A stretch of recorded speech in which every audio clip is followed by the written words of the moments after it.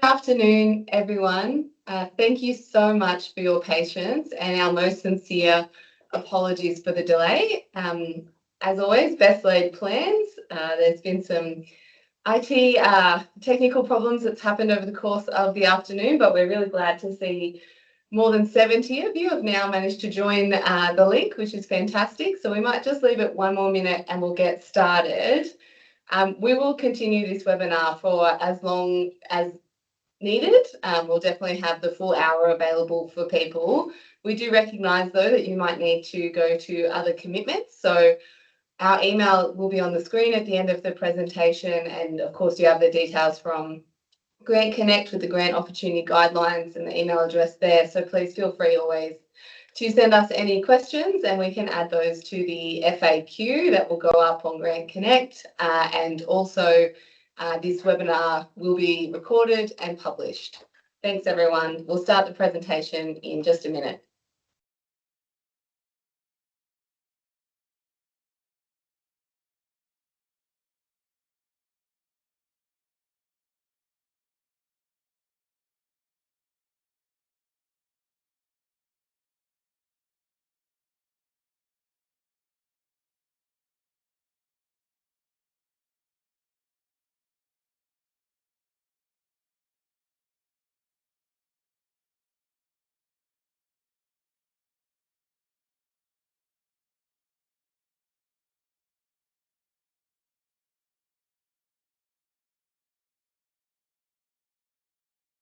Hello and welcome. My name is Jessica Pratt and I'm the Assistant Secretary of the Chronic Conditions and Hearing Branch within the Department of Health, Disability and Ageing.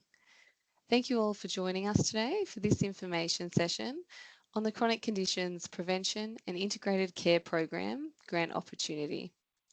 Before we begin, I'd like to acknowledge the traditional owners of the lands I'm on today, the Ngunnawal people, as well as acknowledge the traditional owners of the various lands that you are joining from today, and pay my respects to elders past and present.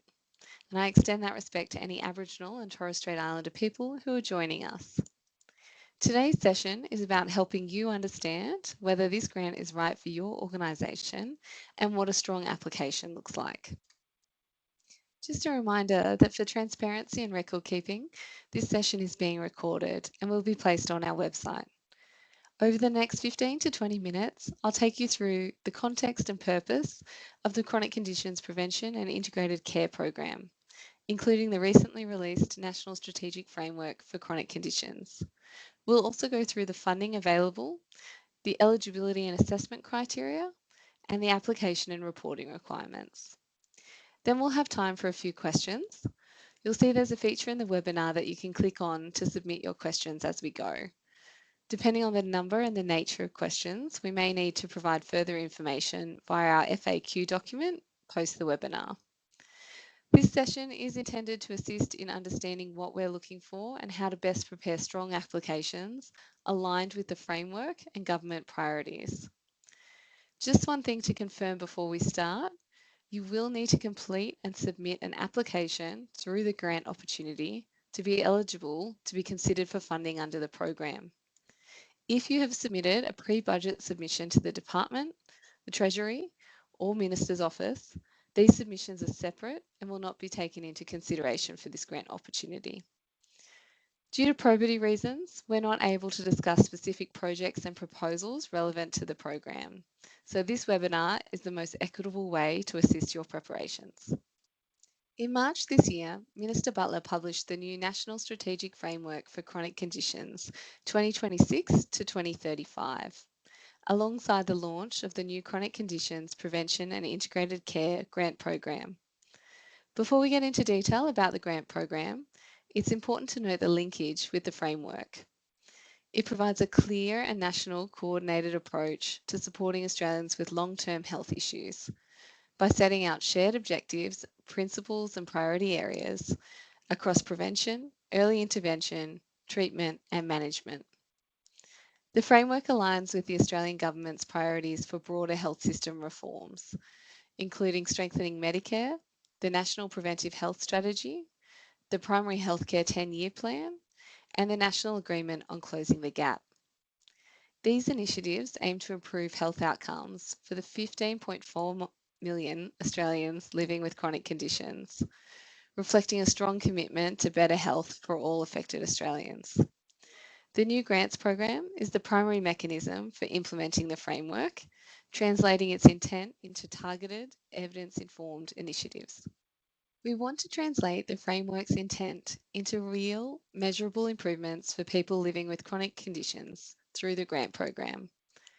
The framework refresh was informed by an evaluation of outcomes under the 2017 to 2025 framework and associated national strategies, aligning shared objectives and priority areas for chronic conditions. The framework shifts away from disease-specific approaches, providing high-level guidance to support more integrated, coordinated, and preventive responses across governments and the health system, improving outcomes and long-term sustainability. While the previous framework provided broader guidance for managing chronic conditions, the refreshed framework focuses on providing integrated, person-centred, and multidisciplinary care, including managing multimorbidity and supporting continuity of care across the health system and life stages of a condition, enhanced and targeted support for priority populations, embedding prevention, early intervention, and self-management throughout the care continuum. The process to develop the framework involved extensive stakeholder engagement, including a public consultation with over 400 submissions and engagement with the National Aboriginal Community Controlled Health Organisation and state and territory governments. Consultation feedback highlighted the need for system-level reforms, with a strong majority of respondents supporting a focus on issues common to many chronic conditions rather than a condition-specific approach. Through the 2025-2026 MyEFO, the Australian Government committed more than $148 million over the next 4 years to establish the ongoing Chronic Conditions Prevention and Integrated Care Program, which funds initiatives that drive improved health outcomes for people in Australia living with or at risk of developing chronic conditions, in particular by supporting early detection, prevention, and effective management. Funding provided through the program will complement other funding, such as investment delivered through the Medicare Benefits Schedule, the Pharmaceutical Benefits Scheme, the National Health and Medical Research Council, and the Medical Research Future Fund. Guided by the framework, the program will support a strategic and competitive investment approach that ensures transparency, fairness, and alignment with government priorities. This grant opportunity will enable government to target investment for chronic conditions in line with the focus areas of the framework. Focus areas of the framework. The objectives of the grant opportunity are health promotion and education, embedding prevention and early detection, system integrated, multidisciplinary and person-centred continuity of care, managing multimorbidity, and enhanced and targeted support for health equity.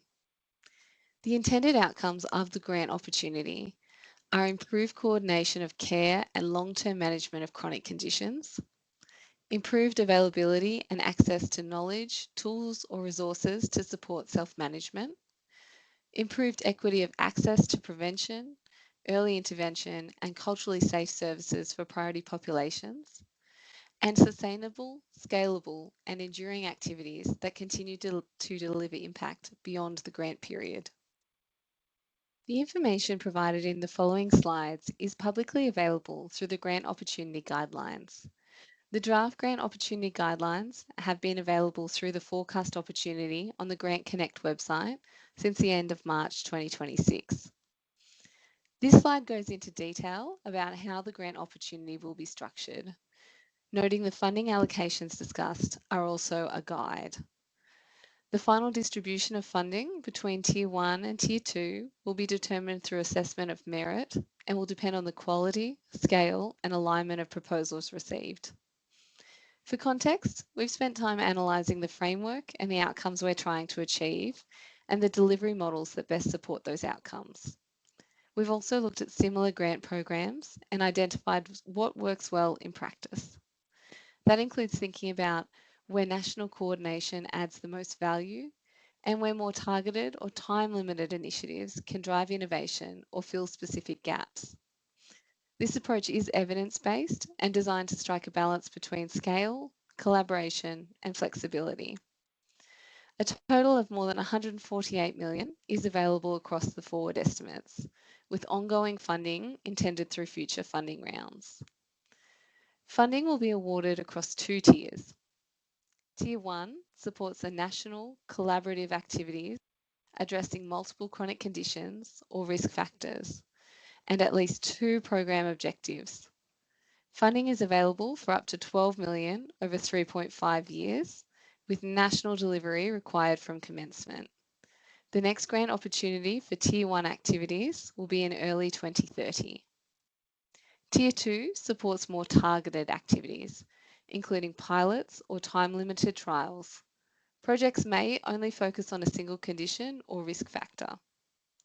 Funding is available for up to 2.5 million over 1.5 years. The next grant opportunity for Tier 2 activities will be in early 2028. Further details are provided in Section 3.1 of the Grant Opportunity Guidelines. We'll now run through eligibility, including consortiums and ineligible organisations. Eligible applicants include Aboriginal and Torres Strait Islander corporations, companies, cooperatives, incorporated associations, statutory entities, partnerships, and consortia with an eligible lead organisation. Applicants must comply with the Commonwealth Child Safe Framework, the Workplace Gender Equality Act, and the Multicultural Access and Equity Policy. Tier 1 applicants are encouraged to form consortia to support national delivery, capability, and scale. Consortium-based approaches enable collaboration across sectors and jurisdictions. It can reduce duplication and leverage complementary expertise to address complex, system-wide challenges. Tier 1 projects should adopt a unified approach that addresses related conditions, recognising that many conditions share common causes, risk factors, population groups, and prevention or management pathways. Applicants are encouraged to consider how conditions may be interconnected or interlinked, and to design integrated responses rather than focusing on a single diagnosis in isolation. A single eligible lead organisation must be appointed and is responsible for submitting the application and overseeing delivery. Further detail is provided in Section 7.2 of the Grant Opportunity Guidelines. Ineligible applicants include individuals, local, state, or territory government bodies, international entities, non-corporate Commonwealth entities, sole traders, unincorporated associations unless auspiced, and organisations already funded for the same activity. This is not an exhaustive list. Further eligibility criteria are detailed in Section 4.3 of the Grant Opportunity Guidelines. To be eligible, your grant activity must deliver one or more of the following: systemic reform aligned with the framework, policy partnerships and co-design with priority populations, patient and clinician support such as consumer awareness, health professional education, quality improvement, or updates to clinical guidelines or standards of care, targeted chronic condition health services that address identified gaps, community engagement and consultation activities, data collection and analysis, community collaboration, and workforce development. More information can be found at Section 5.1 of the Grant Opportunity Guidelines. Whilst the listed activities are eligible, this is a competitive funding round, and applicants must clearly demonstrate why their project represents the strongest use of funding, how it delivers value, impact, and outcomes beyond business as usual. Applications will be assessed based on merit, and prior experience does not guarantee priority. Proposals should make clear how the project is not duplicative of the organisation's existing work or that of similar organisations, or where it builds on existing activity, how it innovates and enhances or scales what already exists. Applicants should also note the limitations set out in the Grant Opportunity Guidelines, including that funding cannot be used for cancer-related activities, NDIS-funded supports, or activities already funded through existing Commonwealth or state mechanisms, such as the National Health Reform Agreement or Medicare Benefits Schedule. You can only expend the grant funding on eligible grant expenditure items.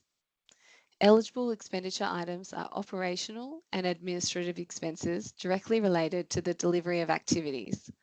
Examples include staffing, stakeholder engagement, project administration, governance and evaluation, delivery of services, and domestic travel, where the travel is directly and demonstrably linked to the delivery of approved grant activities.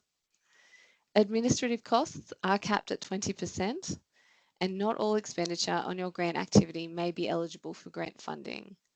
This includes any costs incurred before a grant agreement is executed by both the successful organisation and the department. The decision maker makes the final decision on what is eligible expenditure. Expenditure must be incurred on your grant activities between the start date and end date or completion date for your grant activity for it to be eligible. Grant activities and costs will be specified in more detail in the activity work plans to be developed in consultation with the department. Further details on what grant money can and can't be used for is included in Section 5 of the Grant Opportunity Guidelines. The grant will be administered in partnership with the Department of Social Services Community Grants Hub and in accordance with the Commonwealth Grant Rules and Guidelines.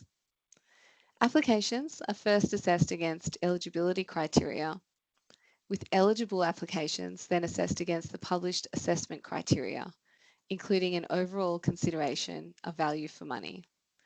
The assessment panel will provide evidence-based advice on the relative merits of each application to inform the decision maker. Applicants must address all applicable assessment criteria in their application. We will assess your application based on the weighting given to each criterion. See Table 4 within the Grant Opportunity Guidelines for a breakdown of weightings. Each criterion is scored 1 to 5, and applicants must achieve a score of at least 3 on all applicable criteria to be considered for funding in the first instance. Criterion 1 is alignment with grant requirements, objectives, and outcomes. Criterion 2 is organisational capacity and capability to deliver the grant activities. Criterion 3 is efficient and economical use of grant funds. And Criterion 4, which is only applicable to activities that are targeting the objective for enhanced and targeted support for health equity, is to provide support activities for priority population groups that target an area of specific need. The amount of detail and supporting evidence you provide in your application should be relative to the size, complexity, and grant amount requested. The application form includes text limits, and applicants must adhere to these. Applications must be submitted via Grant Connect using the online form and required templates.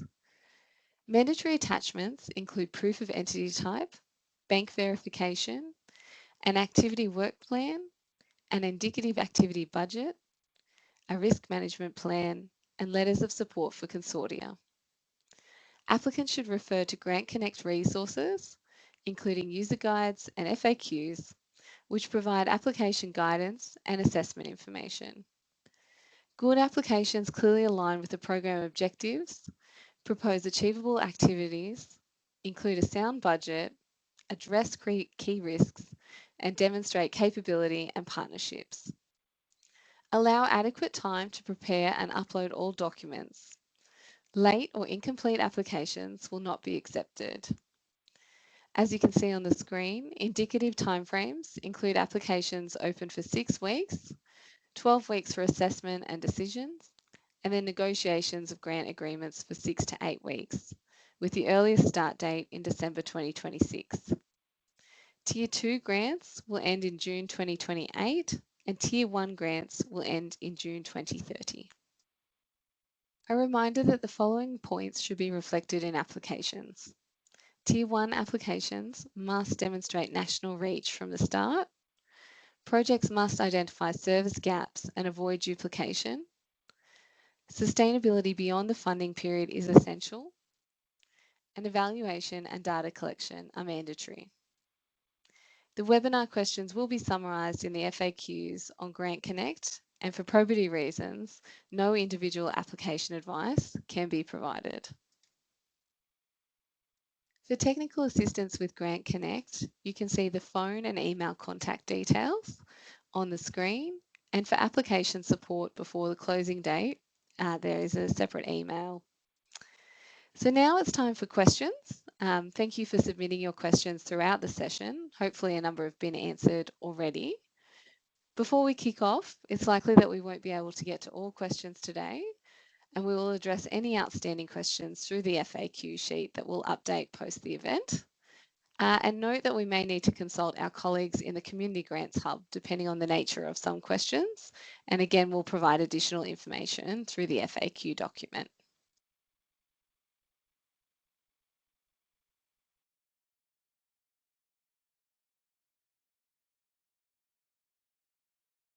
Hello, everyone.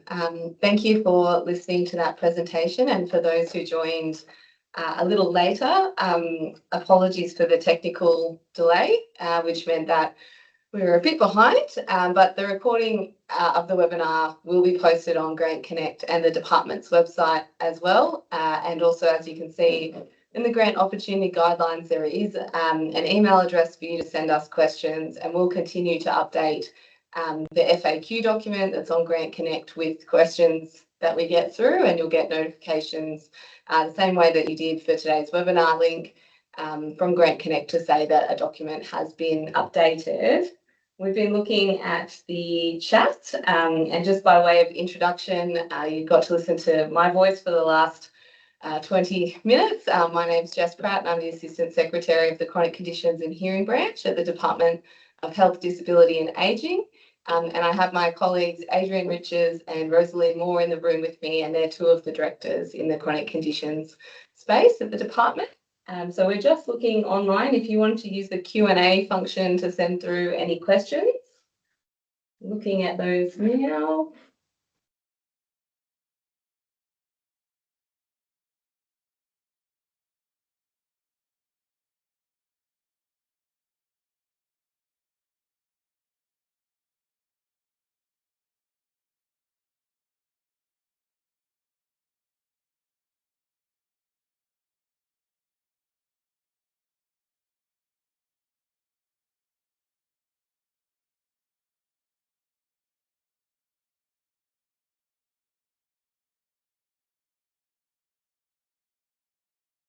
Hi, sorry, we're just looking through the various questions. Some of them have common themes. So one question that you can see in the chat is, can applications to Tier 2 also be led by consortia? And yes, they can.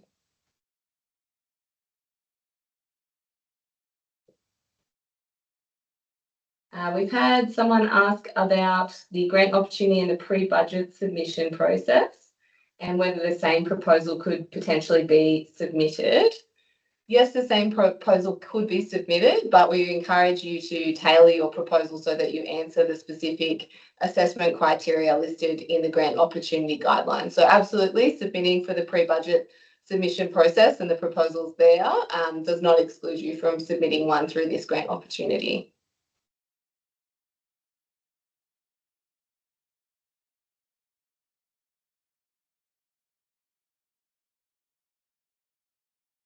One about if a submission is made for both Tier 1 and Tier 2, do these need to work together or can they be independent? Essentially, an organisation can submit more than one application, and perhaps you would like to do one for Tier 1 and one for Tier 2. We wouldn't fund the same proposal twice, so you'd be needing to differentiate and explain how Proposal 1 would complement Proposal 2 or interact with them just quite clearly, and state that they are interlinked. If that's the case, they don't need to be interlinked though if you are submitting two separate proposals.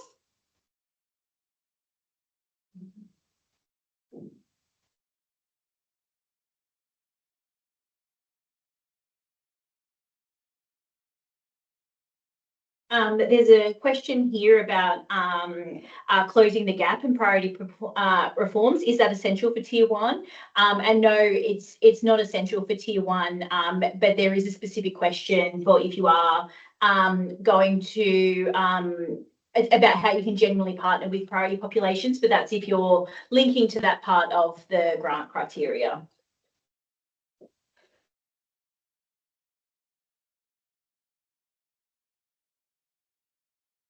There are a few questions about section 5.4 and what grant money can and can't be used for, particularly around clinical trials. And so essentially the Medical Research Future Fund is the most appropriate place for solely research applications.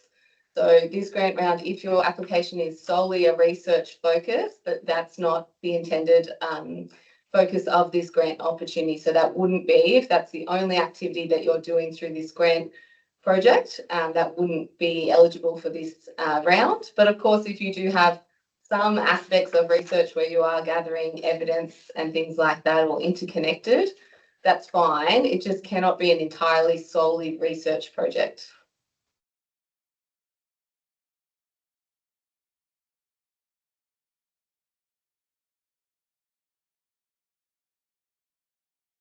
So there's another question. Will you release how many opportunities there are available for Tier 1 and Tier 2?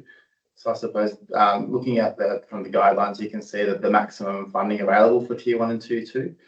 So you can sort of work out from that, I suppose, how many, the maximum grants, the amount of grants that could be funded at the maximum level of funding. However, it just depends on how applications come through and what level of funding they're applying for in each tier. There's a nice easy question for me that I'll take, and that's what date does this begin? And submissions opened yesterday, so the grant opportunity is live at the moment.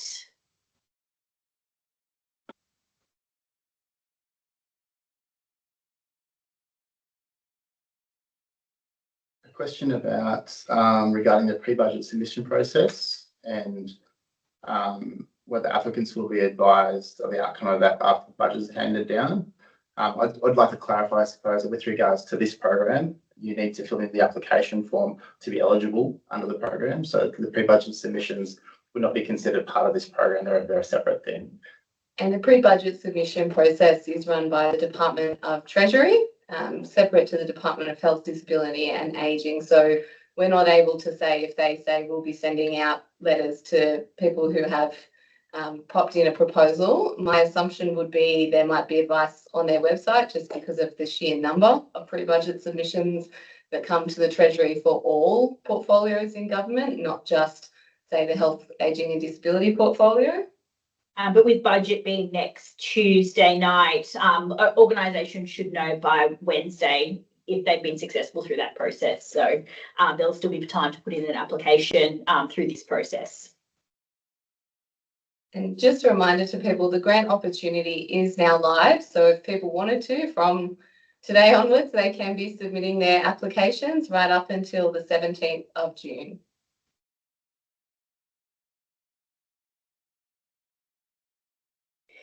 There's a couple of questions about PHNs and how the funding might work for them. And we just wanted to be really clear that PHNs are an eligible organisation to provide services. So just like other organisations, to how they put their application together, including addressing the different criteria, it's very much welcome for them, and making sure that it targets chronic conditions. But that would definitely be considered in scope with the available information that we have.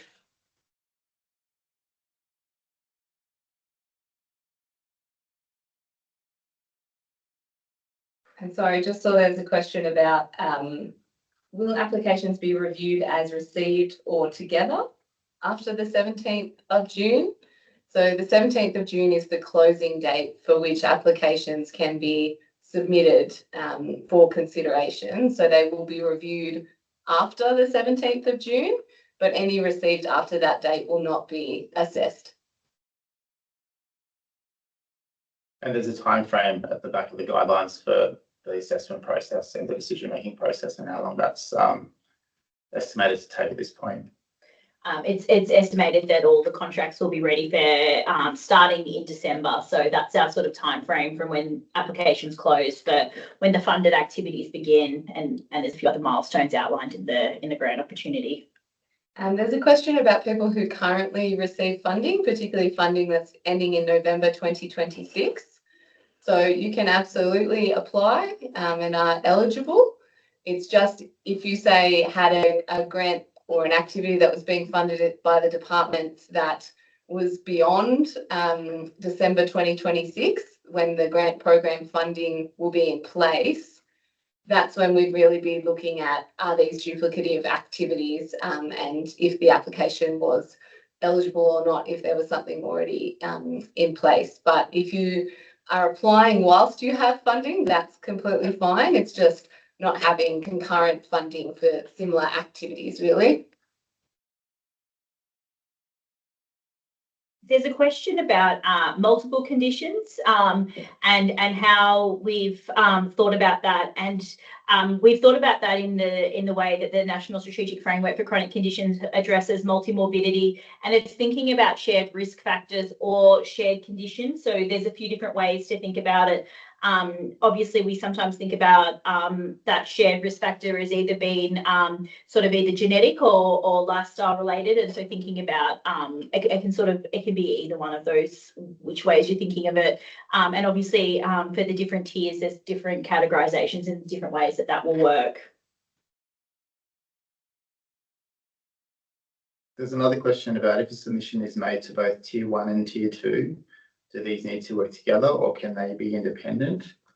So the way the guidelines are structured is that we'd be receiving applications for either Tier 1 or Tier 2. So you'd want to be clear, I suppose, in your application about which tier you're applying for. There's a question here about how the program intersects with the MBS.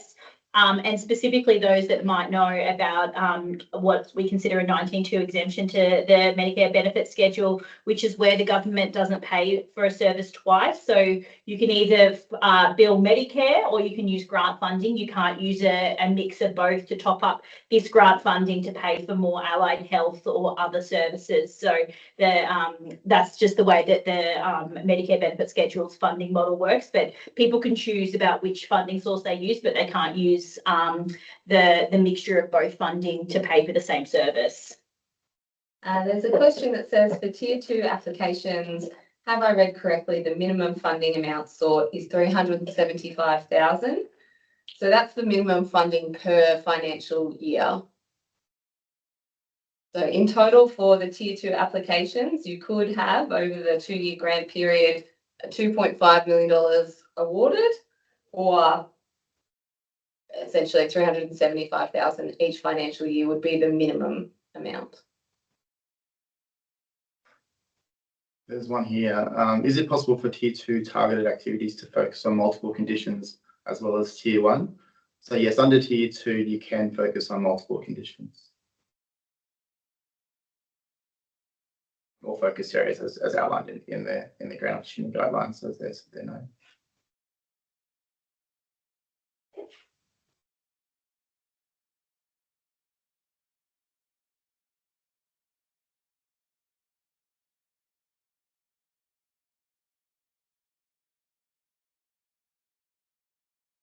There's a couple of people mentioning that maybe the application process isn't working when they hit start. Maybe send an email to the team and you can work out any sort of system glitches separately in case there's a different issue. So those we'll just make sure that they're all working, but maybe try again sort of after this process, because we reposted the grant opportunity with the correct link to this session. So we'll just maybe try again in about 30 minutes. And if you're still having a problem, reach out. There are in the grant opportunity guidelines emails for technical contacts at Grant Connect who will be able to assist as well if it is a technical problem with your application.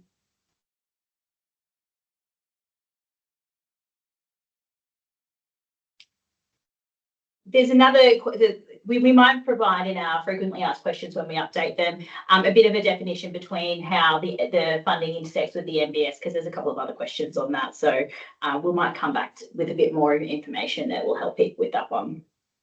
There's a question about if we can still focus on multiple chronic conditions in Tier 2. Yes, of course you can.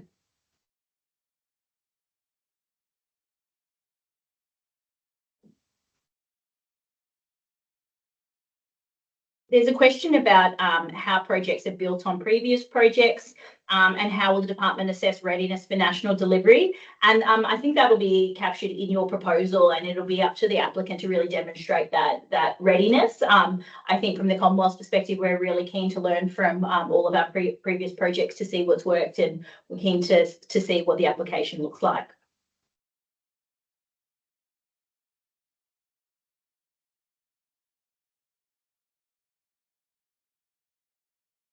There are questions around the need to demonstrate sustainable operations beyond the funding period. And no, there's no proof of entity sustainability required as part of the application process, but we do need people to be, outlining in their application how their organisation is feasible.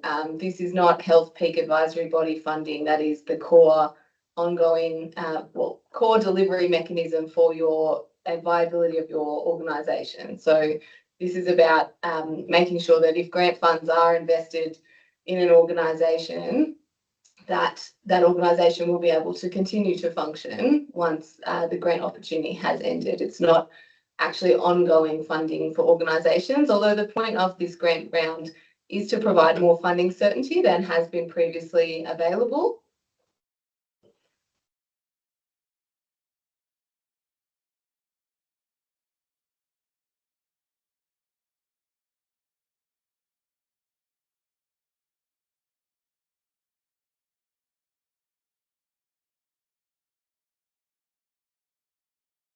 I guess I wanted to also thank the people that have been writing in to say thanks for this opportunity. We're really excited about it here in the department, as this is the first ongoing chronic conditions funding that we've ever had here. So thanks for those people that are recognising that through the questions and comments. We're really keen to work with people. So thanks for everyone for recognising the significant investment and how we can work together to deliver it. There's a question about funding. So is minimum/maximum funding prorated for year one, 6 months rather than like a year one period? So just to answer that, so whilst we're looking to execute funding agreements in December this year, so the first I suppose year would only be 6 to 7 months, but that would still receive the full year's worth of funding allocation under that particular tier.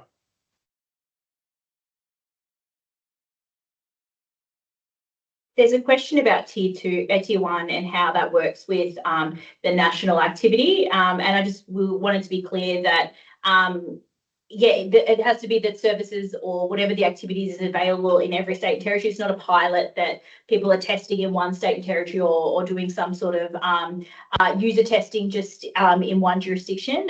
So it's about whatever the activity is, it's equally available across the country, and it's not just locked down to one certain region or one certain part of the country.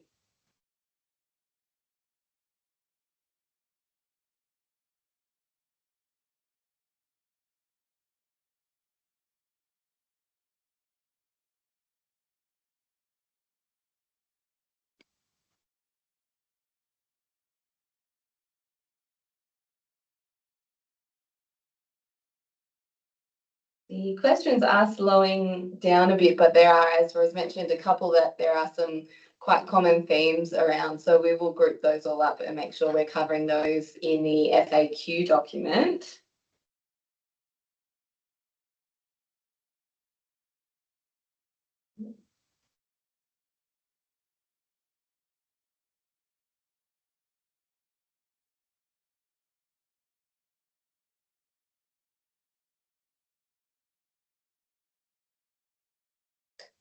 Yes, there's a question just saying confirming an organisation can apply as a single or lead applicant multiple times within the tiers. And yes, that's correct. It just needs to be for very distinctly different proposals or activities that you're proposing.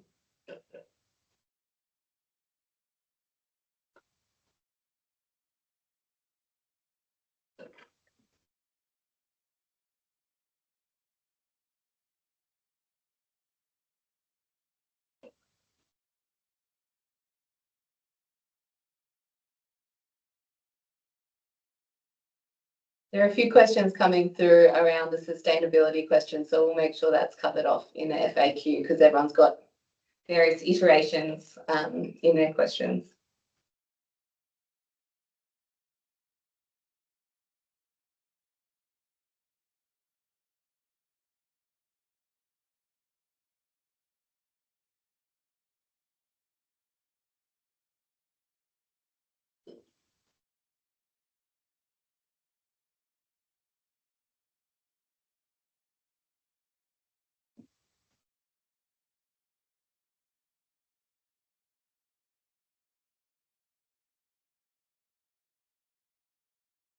Okay, well, we have had the questions kind of slow down for now. We're noticing a few people dropping off, and understandably, people might have 3:30 meetings that they need to go to, as this has run a little bit over now. But thank you for spending the last 45 minutes with us. A reminder that this will be published on our website and on Grant Connect.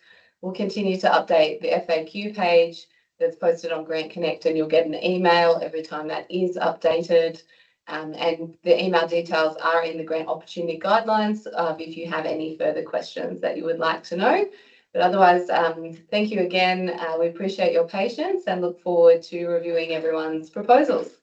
So thank you. Bye.